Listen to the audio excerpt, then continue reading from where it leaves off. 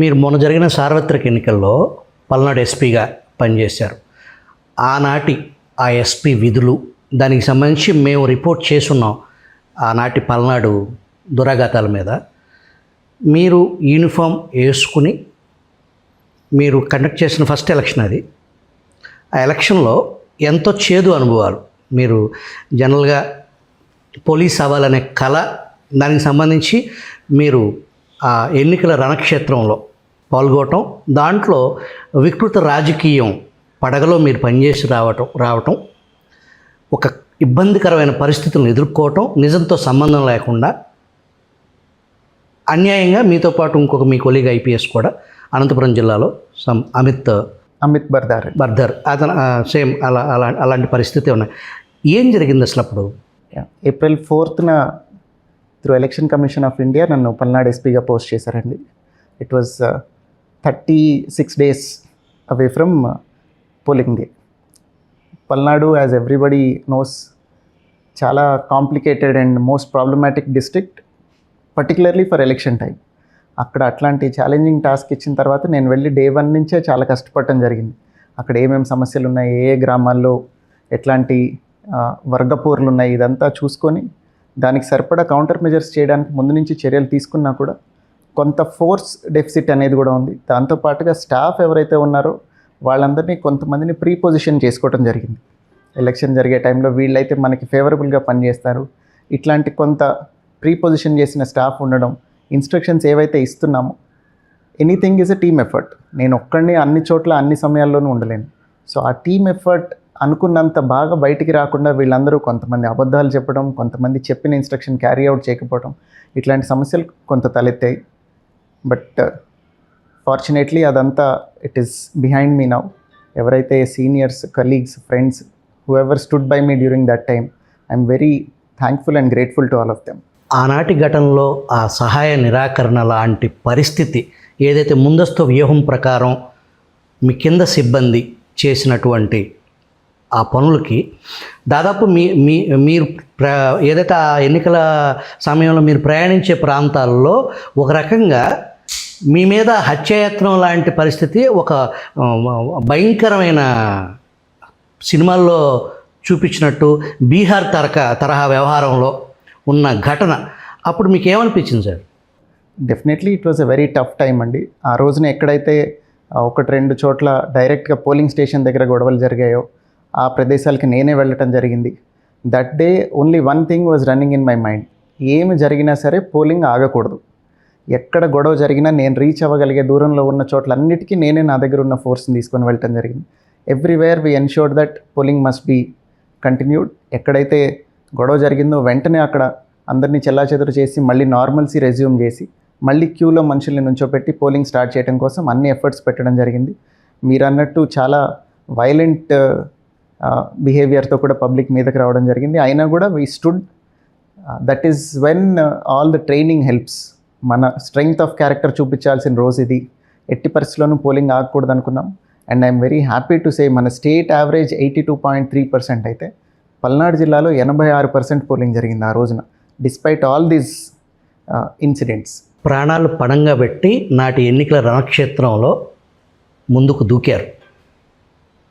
ఆ తరువాత పరిణామాలు, ఒక పక్కన ఎలక్షన్ కమిషన్ మీ పనితీరును మెచ్చుకుంది, బట్ మిమ్మల్ని ఆనాటి గవర్నమెంట్, ఆ సిఎస్ సస్పెన్షన్ వరకు దారితీసింది. ఆ క్షణాలు మీరేమో బెస్ట్ పోలింగ్ పర్సంటేజ్ తీసుకొచ్చారు. అంత సమస్యాత్మకంగా ఉన్న పరిస్థితుల్లో కూడా ప్రాణాలు పణంగా పెట్టి ఏదో ఏసీ రూమ్లో కూర్చుని ఆర్డర్స్ ఇవ్వకుండా మీరు తిరుగుతూనే ఉన్నారు.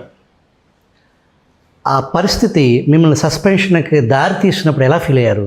ఖచ్చితంగా there is morale coming down. కొంత అధైర్యపడ్డాను. 1-2 రోజులు కొంచెం ఏమి తెలియని confusion.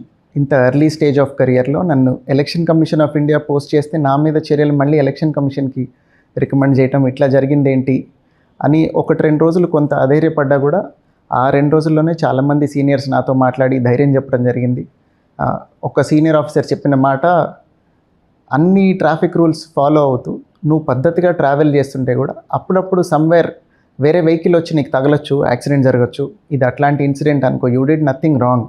Everything you did was right and that day polling would not have been possible without you being there అని ధైర్యం చెప్పడం జరిగింది. సో అక్కడి నుంచి నేను ఏ తప్పు చేయలేదు, ఏదైనా కానీ నిజం నిలకడ మీద తెలుస్తుంది. So this is a testing time, I have to be patient and wait అని డిసైడ్ చేసుకొని from then I carried on. ఆ తర్వాత వచ్చిన ప్రస్తుత కూటమి ప్రభుత్వం ఆ విచారణలో ఎటువంటి మీ తప్పు ఏమి ఏసుమంత కూడా లేదు అని తేల్చి మీకు క్లీన్ చిట్ ఇచ్చింది. ఎలా ఫీల్ అయ్యారు? ఖచ్చితంగా it is a big relief అండి. ఆ రోజున ఏదైతే మొరల్ డౌన్ అయ్యి కొంచెం డిజెక్టెడ్గా ఫీల్ అయ్యామో, మనం తప్పు చేయనప్పుడు system will stand by us అనేది it reinforces our belief in the system and also duty ఇంకా బెటర్ పర్ఫామ్ చేయడానికి అది చాలా మోటివేటింగ్ ఫ్యాక్టర్. కాకినాడ జిల్లాలో ప్రధాన సమస్యలు ఏంటి? ఇక్కడ ఉన్నటువంటి పరిస్థితులకి అంతకుముందు మీరు కర్నూలు నుంచి ఇక్కడికి వచ్చారు. కర్నూలు జిల్లా శాంతి భద్రతలకి ఇక్కడికి ఉన్న ప్రధాన డిఫరెన్స్ ఏంటి sir? Kurnool as everybody nose is Rayalaseema region, కొంచెం బాడీలీ అఫెన్సెస్ ఎక్కువ ఉంటాయండి. అక్కడ కొంత ఏదైనా గొడవ జరిగితే వెంటనే కలబడటం ఇట్లాంటివి కొంచెం ఎక్కువగా రిపోర్ట్ అవుతాయి. కాకినాడ జిల్లాకు వచ్చేసరికి ఇక్కడ సమస్యలన్నీ కంప్లీట్గా డిఫరెంట్. ఇక్కడ కోస్టల్ డిస్ట్రిక్ట్ అవటం వల్ల ఫిషర్మెన్ కమ్యూనిటీ ఉంటారు, పోర్ట్ ఉంది. అట్లనే ఇక్కడ ల్యాండ్ ప్రైసెస్ చాలా ఎక్కువ ఉండటం వల్ల భూమి తగాదాలు ఇట్లాంటివి ఎక్కువ ఉంటాయి. So background is most of the time property here. A dispute జరిగినా కూడా ప్రాపర్టీ రిలేటెడ్. ఇక్కడ literacy rate is also little higher compared to other districts. So everybody is well aware about their rights, Lalo provisions. కానీ వాళ్ళు వచ్చేటప్పుడే మాకు సగం పాఠం వాళ్ళే చెప్పేస్తారు, ఏం కేసు పెట్టాలి ఇదంతా అని. సివిల్ సర్వీస్ ఎంచుకోవాలనుకునే యువతి యువకులకు మీరు ఇచ్చే సందేశం ఏంటి బిందు మాధవ్ గారు? డెఫినెట్గా సివిల్ సర్వీస్ రాద్దామని కానీ ప్రిపేర్ అవుదామని కానీ ఎవరైనా అనుకుంటే it is a very noble profession. చాలా ఎక్స్పోజర్ వస్తుంది ఈ వృత్తి ద్వారా. దీంతో పాటుగా అందరూ అర్థం చేసుకోవాల్సింది, it is not a simple exam. ఒక్క రోజులో ఒక ఎగ్జామ్ రాసేసాము దీంతో సెలెక్షన్ అయిపోతుంది అనేలాంటి పరీక్ష కాదు ఇది. It is a long drawn effort. ఒక 1.5 year పడుతుంది ఒక అటెంప్ట్ మొత్తం అవ్వడానికి, నోటిఫికేషన్ నుంచి ఫైనల్ రిజల్ట్ దాకా. సో దీనికి చాలా పేషెన్స్ కావాలి, ప్లాన్డ్గా ప్రిపేర్ అవ్వాలి.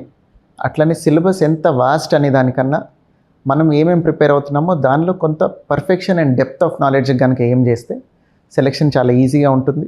అట్లనే ప్రిపేర్ అయ్యేటప్పుడు కొంత అన్సర్టినిటీ కూడా ఉంటుంది. మనం నేషనల్ లెవెల్ క్యారెక్టర్ ఉన్న ఎగ్జామ్ రాసేటప్పుడు మనం ఎక్కడున్నాము ఆల్ ఇండియా లెవెల్ కాంపిటీషన్లో అనేది కొన్నిసార్లు మనకు తెలియకపోవచ్చు. సో అందుకోసమే ఇన్ని అటెంప్ట్స్ ఇచ్చింది సివిల్ సర్వీస్ ఎగ్జామ్లో. మల్టిపుల్ అటెంప్ట్స్కి ఛాన్స్ ఇచ్చింది. ఎందుకనంటే మనకు కాంపిటీషన్ అర్థం కాక కానీ లేదా కొంత హంబుల్ బ్యాక్గ్రౌండ్ నుంచి వస్తే కానీ టైం పట్టినా కానీ ఆల్ ఇండియా క్యారెక్టర్ ఉండేలాగా రకరకాల బ్యాక్గ్రౌండ్స్ వాళ్ళు సెలెక్ట్ అవ్వాలి అని అవకాశం ఇచ్చారు. సో అది దృష్టిలో పెట్టుకొని కొంచెం ప్లాన్డ్గా ప్రిపేర్ అయితే everybody can get in to it.